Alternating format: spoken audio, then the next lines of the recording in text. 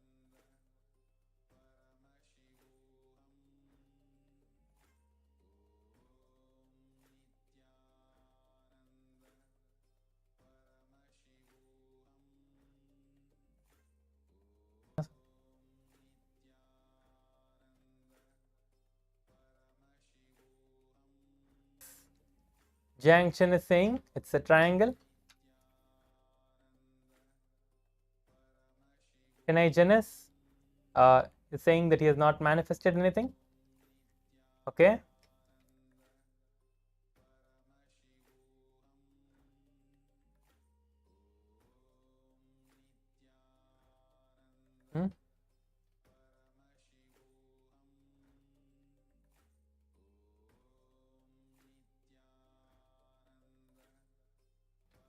Yes, Jiang Chen is saying that she saw birds that fly and a water and green sky and all of that.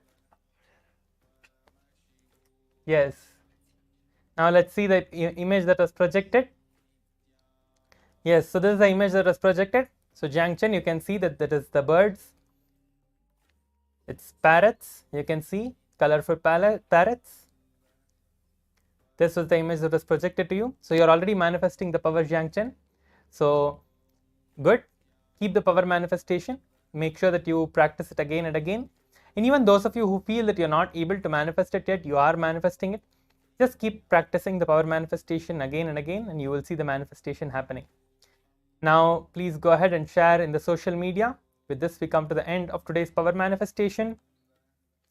So let us finish with the Purna Mantra. Om Purnamada Purnamidam Purnat Purnamudachyate Purnasya Purnamadhaya Purnamevavashishyate. Om Shanti Shanti Shantihi. Hari Om Tat Sat. Sarvam Bhagavat Shri Nithyananda Paramashiva Padukarpanamastu. Om Nithyanandam.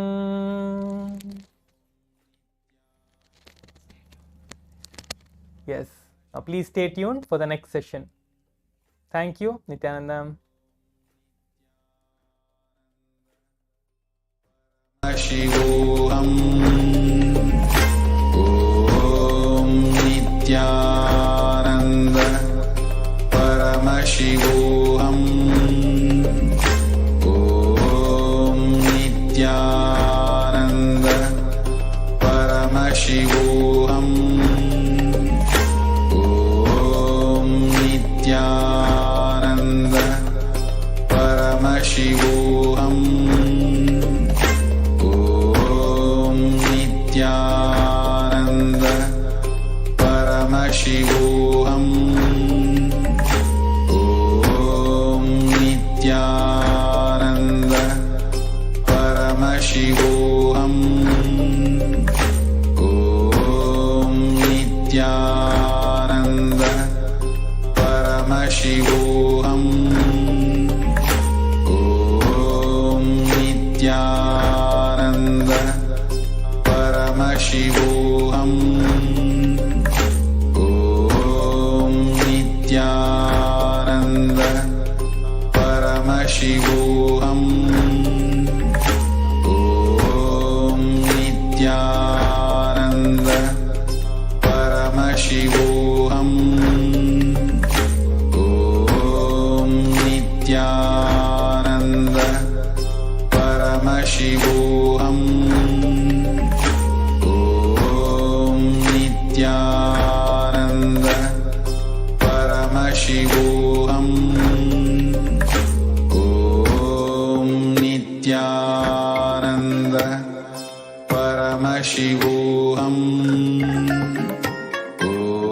Om Nithyananda Paramashivoham.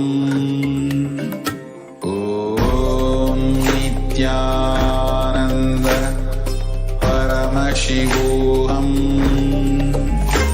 Om Nithyananda Paramashivoham.